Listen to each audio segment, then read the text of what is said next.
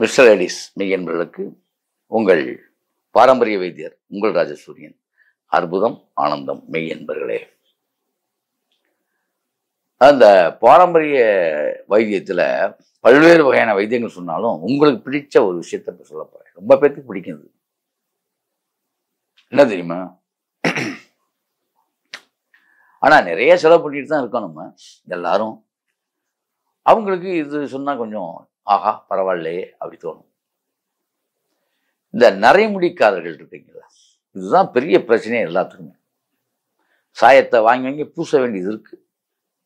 நரை திரை மூப்பு பிணி சாக்காடு அற்று போகக்கூடிய ஒரு அற்புதமான லேகியம் மருந்து அது இது ஏதாவது கொடுங்களே ஐயா அப்படின்னு கேட்கறது ஒரு திறமையானவர்கள் அருமையானவர்கள்லாம் கேட்பாங்க.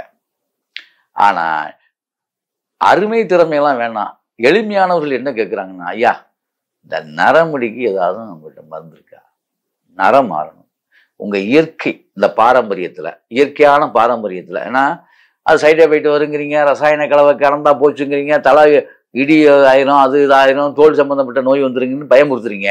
அப்போ பாரம்பரியத்தில் இதுக்கு ஏதானும் மருந்து இருக்கா, பச்சிலைகளை கொண்டே தலைமுடியை நாம் கருப்பாக்கி கொள்ள முடியுமா என்று விருப்பத்துடன் நீங்கள் கேட்பது எனக்கு புரியுது. கருப்பாக்கி கொள்ள முடியும். அவுரி இலை பொடின்னு கடையில் விற்பாங்க. அவுரி இலை வேற ஒண்ணுமே இல்லை, எளிமையான வைத்தியம். அவுரி இலை பொடி நாட்டு மருந்து கடையில் இருக்கு, வாங்கிக்கோங்க. சார் அவுரி இலை பொடி போதுமா? நான் சொல்றதை மட்டும் செய்யுங்க, கொஞ்சம் பொறுமையா கேளுங்க, அவசரப்படாதீங்க. ஏன்னா உங்களுடைய வேகம் எனக்கு தெரியுது. அவுரி இலை பொடி எவ்வளவு வாங்கணும்னு ஒரு கேள்வி கேட்குறீங்க. உங்களுக்கு உங்க தலையை பார்த்துங்க, நல்லா முடி இருக்கு, ஆனா நரைச்சு போச்சு சார், அதுக்கு என்ன பண்றது? ஆனா இது தொடர்ந்து செய்யணும் நண்பர்களே. இது ஒரு 3 மாதம் தொடர்ந்து நீங்க பூசணும், உடனே பலன் தெரியும். இது நல்ல கருகருன்னு தெரியறதுக்கு 3 மாசம் ஆயிரும். ஏன்னா இயற்கை வைத்தியம் இல்லையா? ஆமா. இந்த அவுரி இலை பொடி ஒரு 100 கிராம், நான் என் கணக்குக்கு 100 கிராமுக்கு நான் சொல்ற அளவு, நீங்க கூட்டிக்க மற்ற பொருள்களுடைய அளவையும் கூட்டிக்கங்க, அவ்வளவுதான். அவுரி இலை பொடி 100 கிராம் பச்சை அப்படியே கடையில வாங்கிக்கிறீங்க, ரைட்டு. இதுல சேர்க்கக்கூடிய பொருள் எலுமிச்சம்பழச்சாறு. அவுரி இலை பொடி எலுமிச்சம்பழச்சாறை கலக்கணும். எவ்வளவு எலுமிச்சம்பழச்சாறு கலக்கிறது? 100 கிராமுக்கு எவ்வளவு எலுமிச்சம்பழச்சாறு தேவைப்படுது? நீங்க எலுமிச்சம்பழம் எடுக்கிறது என்ன அளவுன்னு எனக்கு தெரியாது, பெரிய பழமா இருக்கலாம், சின்ன பழமா இருக்கலாம். அந்த 100 கிராம கலக்கும் போது பேஸ்ட் மாதிரி கொலன்னு வர்றதுக்கு எத்தனை எலுமிச்சம்பழம் பிடிக்குதோ அத்தனை எலுமிச்சம்பழத்துடைய சாறு நல்லா குழப்பிக்கிறது. அவுரி இலையை எலுமிச்சம்பழத்துல குழப்பிட்டீங்க. அடுத்து என்ன பண்றது அப்படிங்கும்போது மருதாணி இலைன்னு ஒரு இலை இருக்கு, அதை நல்லா அரைக்கணும் பச்சையாவே. இது மருதாணி பொடி கடையில் வாங்குறது கலப்படம்னு சொல்றாங்க, நிறைய இடத்துல கெமிக்கல் போடுறதா சொல்றாங்க, அதை நீங்க பார்த்துங்க. அதனால பச்சையான இலையை நீங்க பயன்படுத்தினா நல்லது இதுக்கு. ஏன்னா அவுரி இலையில கலப்படம் கிடையாது, இதுல கலப்படத்துக்கு வாய்ப்பு இருக்கு. ஏன்னா இது நிறைய பேர் இந்த மருதாணி வாங்குறதுனால அது மாதிரி இருக்கலாம், மேபி பார்த்துக்குங்க.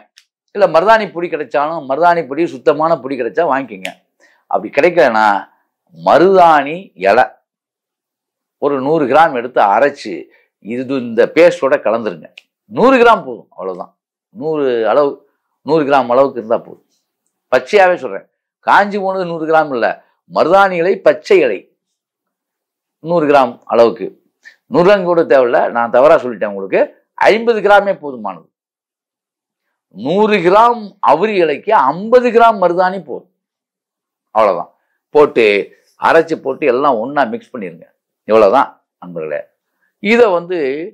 இதை நீங்க நல்லா கலக்கும் போதே அது பார்த்தீங்கன்னா அற்புதமா அப்படியே நிறம் மாறி கண்ணை கரேன்னு இருக்கும், அப்படியே சாயம். இதை தலையில தடவிட்டே வாங்க. தலையில தடவி 1 மணி நேரம் 2 மணி நேரம் காய விட்டுருங்க. 2 மணி நேரம் ஆகும், நல்லா காஞ்சிடணும் தலை. அதுக்கப்புறம் போய் சீயக்காய் பவுடர்ல குடிக்கணும், அல்ல பாசி பைத்தம் பவுடர்ல குடிக்கணும். சீயக்காய் பவுடர், அதாவது பெண்களுக்கெல்லாம் சீயக்காயை போதுமானது. நல்லா தலையை குளிச்சிட்டிங்கன்னா அவ்வளவு நல்லா சுத்தமாக போயிடும். அதாவது இது பயன்படுத்தக்கூடாது, இந்த ஷாம்பு பயன்படுத்தக்கூடாது. சீயக்காயை அரைச்சி வச்சுக்கணும். சுத்தமாக போயிடும், நீட்டாயிரும். அப்புறம் தேங்காய் எண்ணெய் தேய்ச்சிக்கிட்டே வரணும். சுத்தமான தேங்காய் எண்ணெயை தலைக்கு தேய்ச்சிட்டே வரலாம், தப்பில்லை. இது அப்படியே வர வர வர வர இதை வந்து வாரத்தில் ஒரு 3 தடவை இது மாதிரி பண்ணுங்க. வாரம் 3 தடவை பண்ணுங்க போதும். 3 மாதம் தொடர்ந்து பண்ணுங்க. அப்போ 9 தடவை, 9வது தடவையே உங்களுக்கு நல்ல கருமையான ஒரு கூந்தலா நீங்க பார்க்குறீங்க. இதுல இன்னொரு விஷயம் இருக்கு. கரிசலாங்கண்ணின்னு ஒரு தலை இருக்கு. இந்த மருதாணி சேர்க்குறீங்க இல்லையா, மருதாணி 25 கிராம போட்டுட்டு கரிசலாங்கண்ணி 50 கிராம் அதில் இன்னும் போட்டு காய்ச்சினீங்கன்னு வச்சுங்க. அதாவது காய்ச்சறதோட சாரி அரைச்சு அதில் கலந்து தடவுனீங்கன்னு வச்சுங்க தலையில, 6 வாரத்திலேயே ரொம்ப கருமை அடைஞ்சிடும். முடி வேற ரொம்ப நீளமாக வளர ஆரம்பிச்சிடும். ஆக உங்களுடைய அதாவது இயற்கையாக செஞ்ச ஆரம்பிச்சு எனக்கு தெரிஞ்ச வரைக்கும் 4 மாதம் 5 மாதங்கள்லேயே இயற்கையாகவே கருமை அடைஞ்சிருது அது. ஆகவே இப்படி செய்து அப்படி வாழுங்கள். அற்புதம், ஆனந்தம்.